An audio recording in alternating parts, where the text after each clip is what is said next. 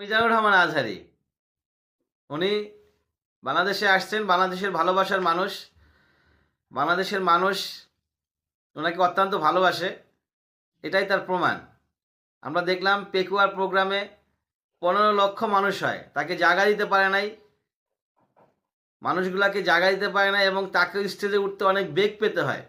মানুষের ভালোবাসা, মানুষের আবেগ এগুলা অতিক্রম করে তাকে স্টেজে আসতে অনেক কষ্ট করতে হয়।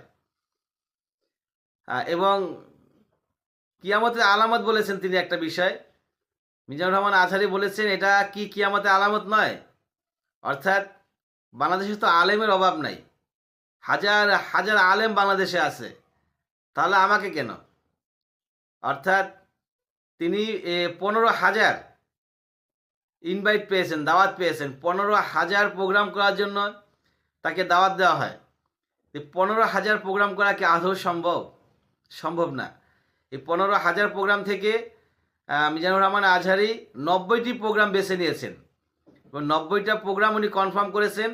অর্থাৎ আল্লাহ যদি ওনাকে হায়াত নসিব করেন, তাহলে আমরা আশা করতে পারি এবছর মিজানুর রহমান আজহারি 90টা প্রোগ্রাম করবেন। তো এটা হচ্ছে কিয়ামতের আলামত। কে বলেছেন?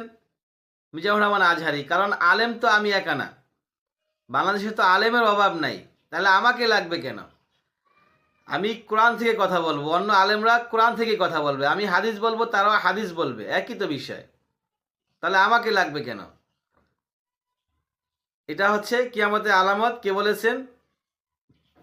মিজানুর রহমান আজহারি।